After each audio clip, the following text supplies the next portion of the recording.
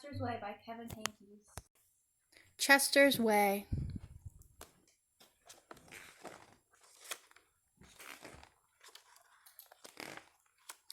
Chester had his own way of doing things.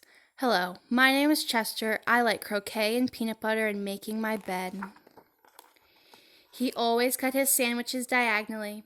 He always got out of bed on the same side, and he never left the house without double knotting his shoes. Chester always had the same thing for breakfast, toast with jam and peanut butter, and he always carried a miniature first aid kit in his back pocket, just in case. You definitely have a mind of your own, said Chester's mother. That's one way to put it, said Chester's father.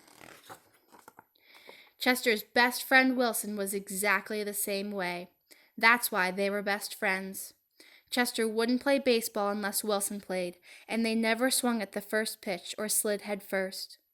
Wilson wouldn't ride his bike unless Chester wanted to, and they always used hand signals. If Chester was hungry, Wilson was too, but they rarely ate between meals.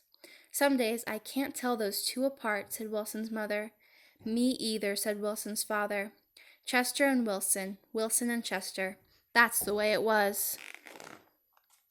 They loved to go on picnics. Once, when Wilson accidentally swallowed a watermelon seed and cried because he was afraid that a watermelon plant would grow inside him, Chester swallowed one too. Don't worry, said Chester. Now, if you grow a watermelon plant, I'll grow one too. Chester duplicated his Christmas list every year and gave a copy to Wilson because they always wanted the same things anyway. For Halloween, they always dressed as things that went together. Salt and pepper shakers, 2 mittens on a string, ham and eggs. They really are 2 peas in a pod, said Chester's mother. Looks like it, said Chester's father.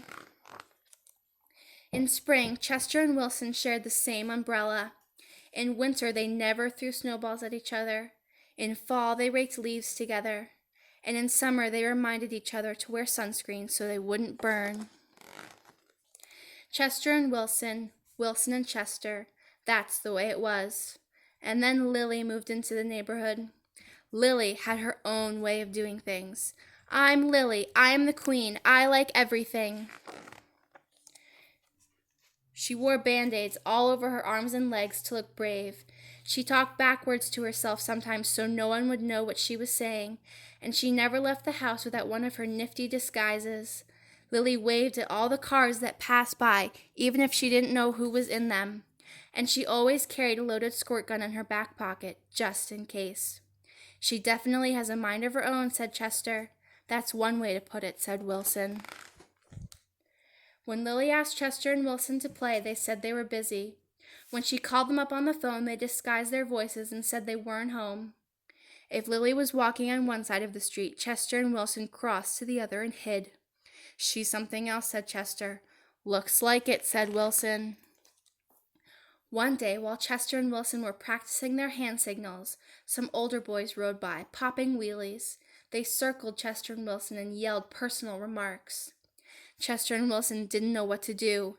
Just when they were about to give up hope, a fierce-looking cat with horrible fangs jumped out of the bushes and frightened the older boys away.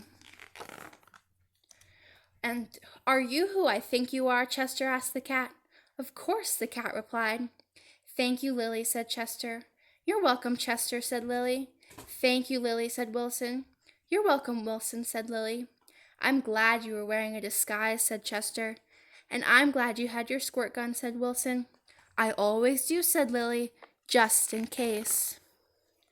Afterward, Chester invited Lily over for lunch. You have a Muscle Mouse cup, said Lily. Of course, said Chester. I do too, said Lily. Same here, said Wilson.